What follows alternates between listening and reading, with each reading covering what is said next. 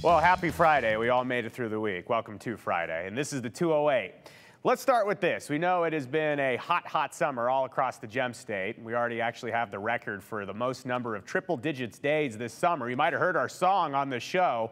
Right now, though, triple digits for the year, 22 days. And we have a few days next week that could add to that, so keep posted. And while we have been melting in the sun and maybe complaining about the heat, I know I have, we can still go inside air-conditioned buildings at the end of the day. But obviously, some animals, wild animals specifically, they don't have that option. And for a lot of them, this heat can be deadly.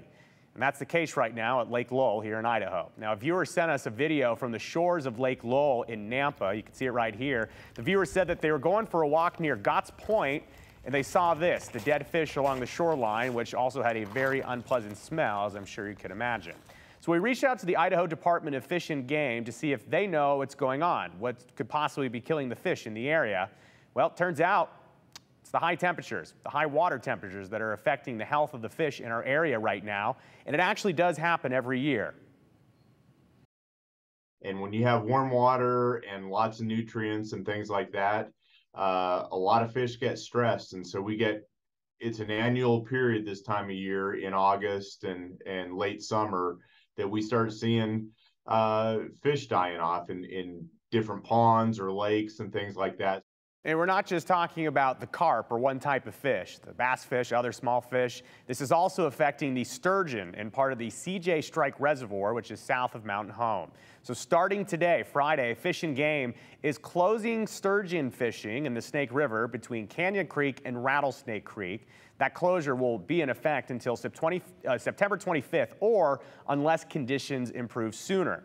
Right now, oxygen levels are low and water temperatures are high, and the fishery manager says it's likely that's why the fish are dying.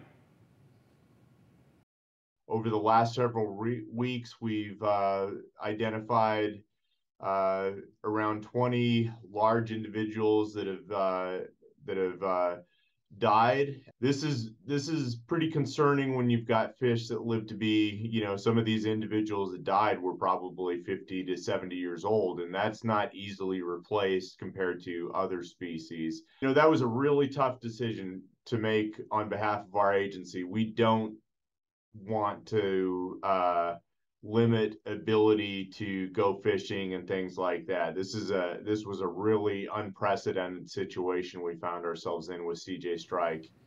Idaho Fish and Game tell us that the goal of the fishing closure is to reduce stress on the sturgeon while these conditions are endangering them. But despite Fish and Game's explanation, there are some on social media blaming the outfitters or fishing guides that are in the area. And we talked to Brett Jones, who works with Jones Sport Fishing, to see what he's been experiencing in his business. We've been dealing with a lot of repercussions from a lot of general public guys. They're basically coming straight at us outfitters and saying, hey, this is your guys' fault. This is solely on you.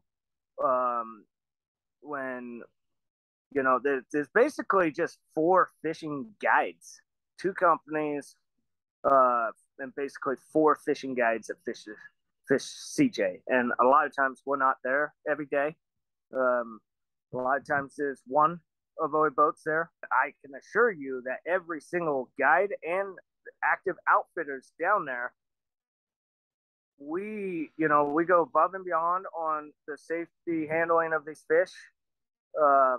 These fish mean a lot more to us than just a thrill ride. They are what put food on our tables for our families.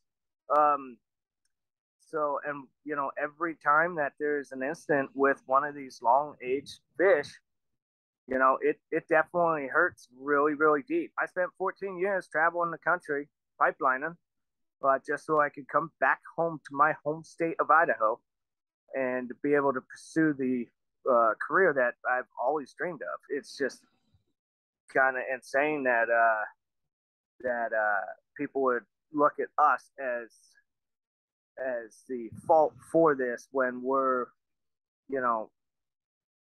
absolutely thinking for the fish's health above and beyond any sort of paycheck that we could ever make.